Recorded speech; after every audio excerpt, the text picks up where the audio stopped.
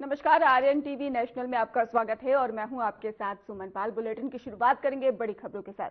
राजधानी देहरादून में सशस्त्र सीमा बल के अद्वितीय योगदान और राष्ट्र सेवा को सम्मानित करने के उद्देश्य से प्राइड मूवमेंट का कार्यक्रम आयोजित किया गया है। इस विशेष कार्यक्रम में देश की सीमाओं की सुरक्षा, आंतरिक सुरक्षा और आपदा प्रबंधन में एसएसबी के साहसिक और सराहनीय कार्य को याद किया गया है।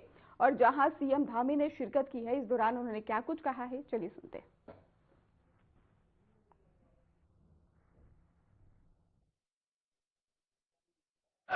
भारत माता की वंदे वंदे। अर्पित फाउंडेशन द्वारा आयोजित सशस्त्र सीमा बल के प्राइड मूवमेंट, उनके द्वारा किए गए योगदान के लिए आयोजित इस सम्मान समारोह में अभी हम सब लोगों ने जिनको सुना और सुनते हुए ऐसा लग रहा था कि महाराज जी बोलते जाएं, इसलिए नहीं कि आप मेरे लिए बोल रहे थे। सच में ऐसा लग रहा था कि साक्षात मां सरस्वती का जो है यहां पर हमको प्रत्यक्ष दर्शन हो रहा है।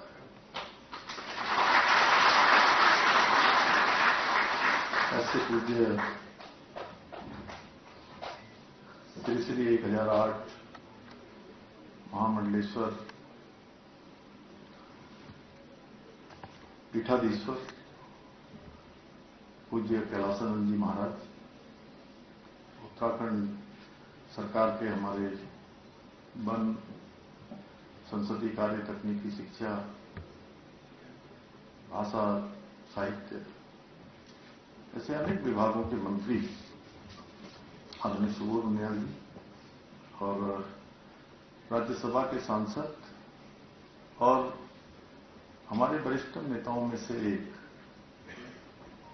भारतीय जनता पार्टी के राष्ट्रीय कोषाध्यक्ष आदरणीय नरेश बंसल जी, आईजी उत्तराखंड पुलिस श्री सदानंद दाते जी अभी सीबीआई से अपनी सेवा देकर प्रतिनियुक्ति से वापस आए हैं, और श्री सुधांशु नौटियाल जी डीआईजी एसएसबी,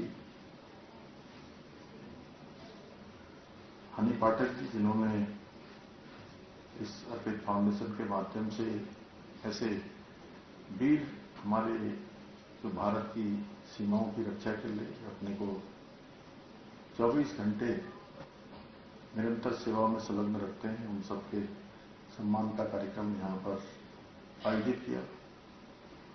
और सभी हमारे अर्पित फाउंडेशन के सभी पदाधिकारीगण, सभी सदस्यगण आए हुए, हमारे सभी एसएसबी और अन्य बलों के सभी अधिकारीगण, सभी हमारे वीर जवान, अन्य अतिथिगण जिन्होंने यहां पर अपनी प्रस्तुति दी, ऐसी हमारी बेटियां और अन्य कलाकार बंधु, सभी अतिथिगण, मीडिया के सभी हमारे मित्र, मैं सबसे पहले तो आज आप सभी का इस विशिष्ट कार्यक्रम में उपस्थित होने पर, विशेषकर सशस्त्र सीमा बल रानीखेत फ्रंटियर के सभी पराक्रमी राष्ट्र नायकों सहित सभी आए हुए अतिथियों का, महानुभावों का, मुख्य सेवक सदन में आप सबका हृदय से स्वागत करता हूं, आप सबका अभिनंदन करता हूं।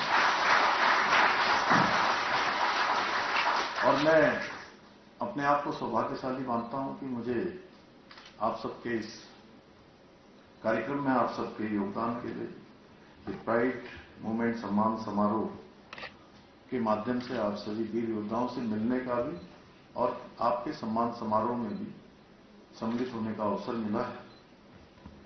और जिस प्रकार से सीमा सुरक्षा बल पिछले 62 वर्षों से अदम्य साहस के साथ, वीरता के साथ और समर्पण के साथ आंतरिक सुरक्षा, संगठित अपराध, आतंकवाद, नक्सलवाद आदि के विरुद्ध निर्णायक कार्रवाई करने के साथ साथ अन्य समय में भी जब समाज को, देश को आपकी आवश्यकता होती है, उस समय भी अपने दायित्वों का आप बहुत शानदार तरीके से, जहां कम वहां हम, इस उक्ति को चरितार्थ करते हुए, चाहे वो आपदा का समय हो या कोई अन्य कठिन समय हो, आप उत्कृष्ट भूमिका निभा रहे हैं।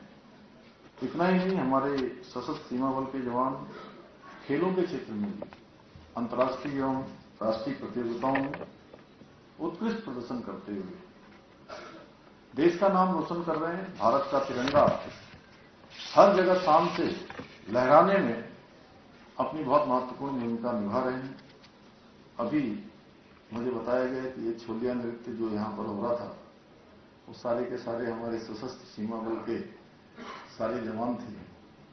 सच में उनकी बहुत शानदार प्रस्तुति थी और हम लोग भी अपने आप को रोक नहीं पाए। पूज्य स्वामी जी कब तक यहां पहुंचे, तो शानदार यहां पर प्रस्तुति थी। मैं उसके लिए भी आप सबको बहुत बधाई देता हूं। वास्तव में आप लोग अपनी वीरता से, अनुशासन से और अटूट समर्पण, और उसके अतिरिक्त बीच बीच में जब सीमा सुरक्षा बल काम करती है तो जो स्थानीय लोग होते हैं, स्थानीय नागरिक, वहां के रहने वाले, सीमा के आसपास के गांव, उनके बीच में मामूली छोटी मोटी कई बार कुछ किसी न किसी मामले को लेकर कई बार थोड़ा सा, जैसे परिवार में बर्तन खटकते हैं, उस प्रकार की स्थिति भी पैदा होती है। और बहुत बार मुझे ऐसे में उनके बीच में जाकर वो समन्वय करने का भी अवसर मिला। तो इस नाते बहुत नजदीक से मैं जानता हूं, मैं अपने सशस्त्र सीमा बल के लोग जितने कठिन परिस्थितियों में काम करते हैं। अभी आप देख रहे होंगे हिम से बहती हुई नदी प्रभावित हो रही है और उसके आसपास सीमा सुरक्षा बल के लोग काम करते हैं, जंगलों में काम करते हैं। बहुत सारे ऐसे बीहड़ जंगल हैं, रास्ते नहीं है, जहां अनेक प्रकार की चुनौतियां जीवन जीने के लिए होती हैं। वहां भी सीमा सुरक्षा बल के लोग, सशस्त्र सीमा सुरक्षा बल के लोग अपना योगदान देते हैं। इसलिए मैं आप सभी के इस अतुल्य योगदान के लिए आप सबको सैल्यूट करता हूं। साथियों, आदरणीय प्रधानमंत्री श्री नरेंद्र मोदी जी के नेतृत्व में वाइब्रेंट विलेज प्रोग्राम के तहत हमारे सीमावर्ती गांवों के विकास और सशक्तिकरण की दिशा में बहुत विशेष रूप से प्रयास किए जा रहे हैं। उन गांवों का विकास पहले गांव के रूप में हो, देश के वो पहले गांव के रूप में जाने जाए, इसके लिए हमारे प्रधानमंत्री जी ने हमारे ही राज्य के सीमांत क्षेत्र, जिसको भारत का अंतिम गांव कहा जाता था, उस भारत के अंतिम गांव से उद्घोष किया कि ये माणा, ये भारत का जिसको अंतिम गांव कहा जाता है, अब ये भारत का अंतिम गांव नहीं होगा, अब ये भारत का पहला गांव होगा। और इसके साथ साथ ऐसे सभी गांव जो सीमावर्ती क्षेत्र में हैं, वो सारे के सारे गांव भारत के पहले गांव होंगे। यानी कि उनका विकास पहले गांव की जो प्राथमिकताएं होती हैं उसको आधार मानकर किया जाएगा। और इसके लिए अब चाहे सड़कें हों, चाहे अन्य नेटवर्क हों, अन्य सुविधाएं हों, बहुत तेजी से उसका विकास किया जा रहा है, जिससे कि सीमांत क्षेत्रों में लोगों का आवागमन अच्छा हो और उनके लिए पर्यटन, व्यापार और सामरिक दृष्टि से भी, सुरक्षा की दृष्टि से भी आज हमारे देश की सीमाओं को नई मजबूती मिली है इन गांवों के कारण। और आदरणीय मोदी जी पहले प्रधानमंत्री हैं जिन्होंने इन सीमांत क्षेत्रों का दौरा किया है, बहुत सीमांत क्षेत्रों का दौरा किया है। और वो वहां पर दौरा ही नहीं करते हैं, बल्कि वहां के रहने वाले लोगों से संवाद भी करते हैं और हमारे सुरक्षा बलों के साथ भी संवाद करते हैं। उनकी समस्याएं, उनकी चुनौतियां, कठिन परिस्थितियां, उन सबको समझकर उसके समाधान के लिए भी निर्णायक कदम उठाते हैं। आप सभी जानते हैं, उत्तराखंड देवभूमि के साथ साथ वीरभूमि भी है और प्रत्येक परिवार से यहां कोई न कोई, किसी न किसी परिवार से, कोई सेना में है, कोई अर्धसैनिक बलों में है, देश की सीमाओं को, उनकी सुरक्षा में अपना योगदान कर रहा है। मैं भी स्वयं एक सैनिक का बेटा हूं और मुझे ये देखकर बहुत गर्व की अनुभूति होती है कि आज हमारे प्रधानमंत्री जी के नेतृत्व में सभी सैनिकों के मनोबल को बढ़ाने के लिए सेना को आज अत्याधुनिक हथियारों से सुसज्जित किया जा रहा है। आज भारत न केवल रक्षा के क्षेत्र में आत्मनिर्भर बन रहा है, बल्कि कई देशों को रक्षा के उपकरण भी और संसाधन भी निर्यात कर रहा है। एक समय हम सबको याद होगा कि जब देश के अंदर कोई भी युद्ध की स्थिति पैदा होती थी या हमें उपकरणों की आवश्यकता होती थी तो हमें दुनिया के दूसरे देशों पर निर्भरता हमारी रहती थी, हमें निर्भर रहना पड़ता। छोटे छोटे रक्षा के उपकरण भी हमें निर्यात करने पड़ते थे। लेकिन आज समय बदल गया है।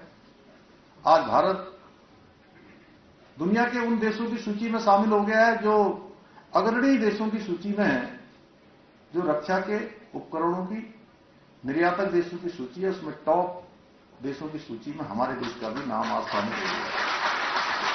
और लगभग 28,000 30,000 करोड़ का रक्षा का निर्यात हम प्रत्येक वर्ष करते हैं। ऑपरेशन सिंदूर के माध्यम से हम सभी ने देखा कि स्वदेशी हथियार हमारे किस प्रकार से आज अत्याधुनिक हैं, किस प्रकार से टेक्नोलॉजी से युक्त हैं। उसकी शक्ति को, उसकी टेक्नोलॉजी को पूरे विश्व ने देखा। साथियों, आदरणीय प्रधानमंत्री जी के मार्गदर्शन में हमारी प्रदेश की सरकार भी अर्धसैनिक बलों के जवानों और उनके परिवारों के कल्याण के लिए समर्पित होकर काम कर रही है। हमने जहां शहीदों की वीरता और बलिदान को नमन करते हुए उनके परिजनों को मिलने वाली अनुग्रह राशि को 10 लाख रुपए से बढ़ाकर 50 लाख रुपए करने का निर्णय लिया, वहीं वीरता पदक से अलंकृत सैनिकों को और अर्धसैनिकों को सम्मानित करने के लिए भी और अशोक चक्र पाने वालों को मिलने वाली राशि को भी हमने 30 लाख रुपए से बढ़ाकर 50 लाख रुपए किया है। साथ ही वार्षिक जो राशि है उसको भी बढ़ाया है। कीर्ति चक्र की राशि 20 लाख रुपए से बढ़ाकर 35 लाख रुपए की है। वार्षिक राशि को भी बढ़ाया है। इसके साथ ही शौर्य चक्र को एक मुश्त राशि 15 लाख से बढ़ाकर 25 लाख रुपए किया है। इतना ही नहीं, हम शहीद सशस्त्र बलों एवं अर्धसैनिक बलों की सैनिकों की स्मृति में शहीद द्वार और शहीद स्मारक इनका भी निर्माण करा रहे हैं। देहरादून के ही गुनियाल गांव में हमारे राज्य के सभी सैनिकों की स्मृति में भव्य सैन्य धाम का निर्माण का कार्य भी हमारा लगभग पूरा हो गया है।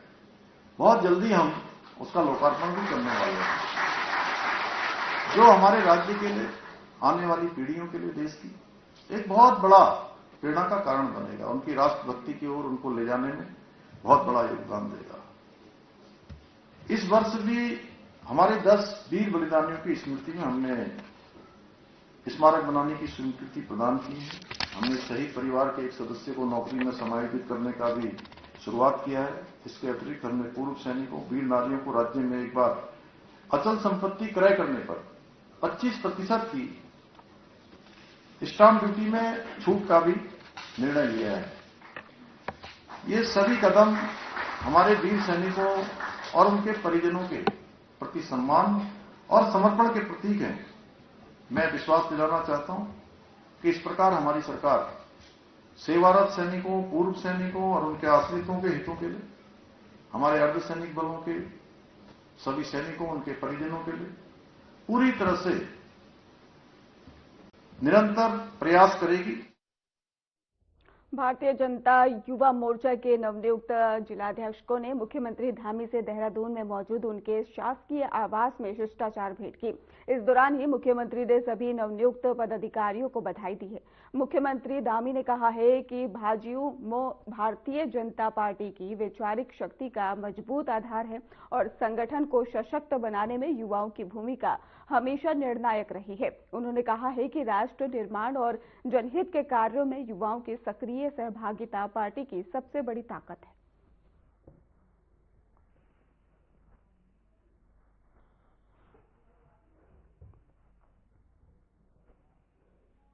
शासकीय आवास देहरादून में मुख्यमंत्री पुष्कर सिंह धामी और केंद्रीय राज्य मंत्री अजय टम्टा के बीच सड़क कनेक्टिविटी और प्रदेश में सड़क नेटवर्क को मजबूत बनाने को लेकर अहम बैठक हुई। बैठक में प्रदेश की पर्वतीय, सीमांत और दूरदर्श क्षेत्रों की सड़क जरूरतों का विशेष ध्यान दिया गया है। राज्य सरकार द्वारा प्रस्तुत प्रस्तावों पर ही केंद्र सरकार की सकारात्मक सहमति बनी है और इसके साथ ही आपको बता दें कि इससे पहले प्रदेश में ही कई सड़क परियोजना को गति मिलेगी और जिससे कि आवागमन आसान होगा और सड़क ढांचा और अधिक सशक्त बनेगा।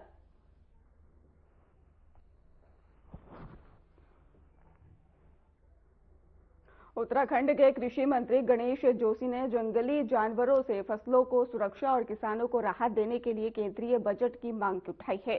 आपको बता दें कि उन्होंने ये प्रस्ताव पीएम RKVY को और इसके साथ ही कृषि उन्नति योजना की समीक्षा बैठक के दौरान रखा और जो देहरादून से वीडियो कॉन्फ्रेंसिंग के जरिए आयोजित हुई। गणेश जोशी ने फसलों की घेरबाड़ और सुरक्षा के लिए सालाना 200 करोड़ के बजट का प्रस्ताव रखा। केंद्रीय कृषि मंत्री शिवराज सिंह चौहान ने इस पर 90 करोड़ रुपए देने पर भी सहमति जताई।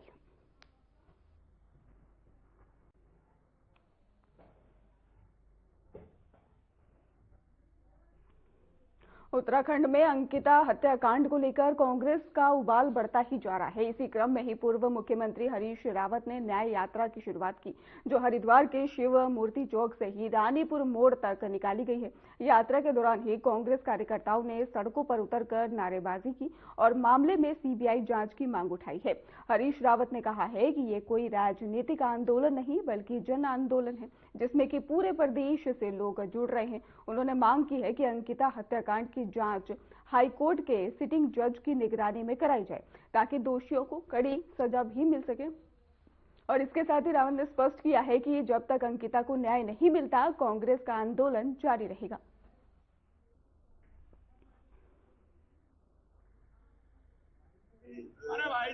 जन आंदोलन है।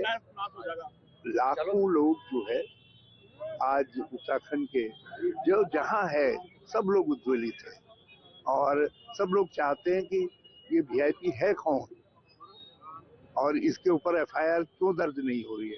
लोग ये चाहते हैं कि सीबीआई हाई कोर्ट के या सुप्रीम कोर्ट के सिटिंग जज की देखरेख में ये जांच करे ताकि जो वास्तविक हत्यारे हैं वो भी कानून के सिकंजे में आए।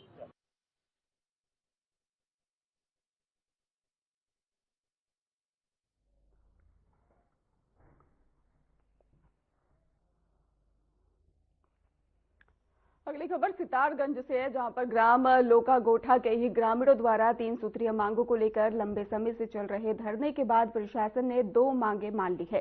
प्रशासन ने प्रभारी चिकित्सा अधिकारी और सामुदायिक स्वास्थ्य केंद्र सितारगंज और पुलिस क्षेत्र अधिकारी सितारगंज को निर्देशित किया है कि ग्राम में साप्ताहिक 2 दिन डॉक्टरों की नियुक्ति की जाए और पुलिस चौकी के लिए नियमित पुलिसिंग व्यवस्था सुनिश्चित की जाए।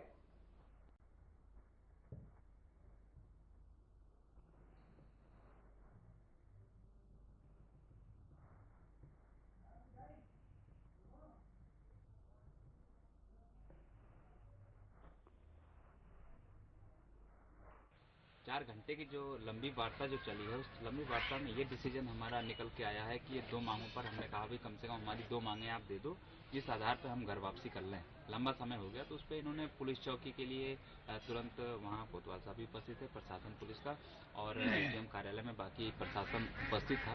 इन्होंने ये डिसीजन दिया है कि हॉस्पिटल के लिए हम 2 डॉक्टर की नियुक्ति, ये जो लेटर हमें प्राप्त हुआ है, 2 डॉक्टरों की नियुक्ति कर दी गई है। सप्ताह में 2 दिन डॉक्टर वहाँ बैठेंगे और हमारे लोगों को चेकअप और जो भी उपचार की व्यवस्था होगी वहाँ सुनिश्चित करेंगे। दूसरा जो है पुलिस की परमानेंट वहाँ व्यवस्था रहेगी।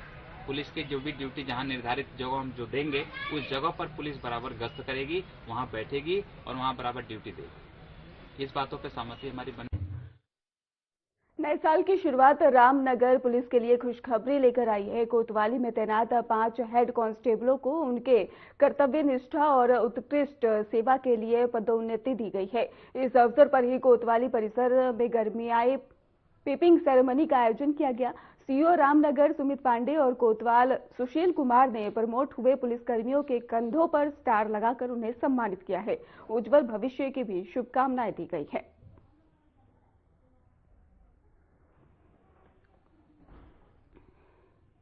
देखिए, रामनगर कोतवाली और पेशी रामनगर के टोटल जो है 5 जो हेड्स हैं उनको उनका भी प्रमोशन हुआ है और मेरे और इंस्पेक्टर और जितनी भी टीम थी सबके द्वारा उनकी पीपिंग सेरेमनी की गई है। इसमें जो 5 जिनका प्रमोशन हुआ है उनका नाम है सुभाष चौधरी, दूसरा है प्रकाश सनवाल, तीसरे हैं तालिब हुसैन, चौथे हैं महिमन लोहिया और पांचवे हैं नसीम अहमद।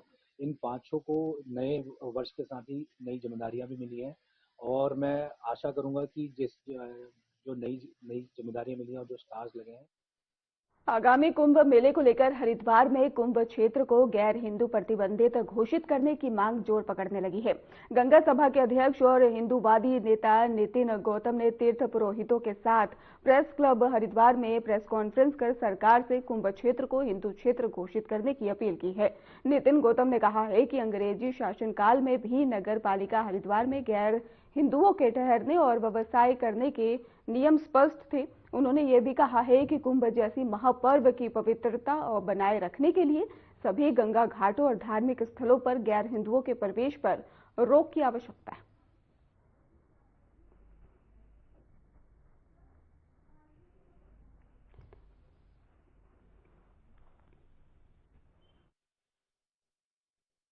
मैं अनेकों संस्थाओं से जुड़ा हूं और इस हरिद्वार क्षेत्र के नहीं पूरे राष्ट्र के पूरे प्रदेश के मैं हमेशा हिंदुओं के मुद्दों के लिए सजग रहा और अपनी आवाज उठाता रहा।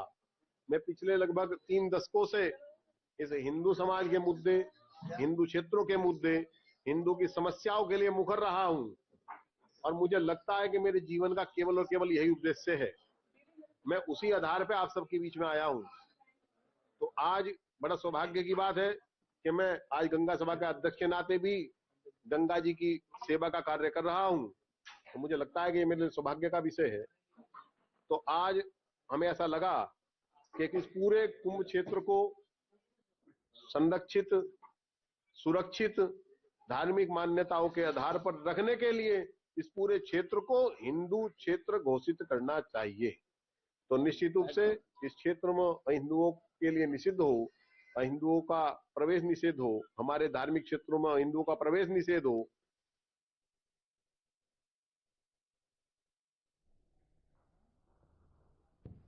फिलहाल खास बुलेटिन में बस इतना ही। आप देखते रहिए RNTV नेशनल।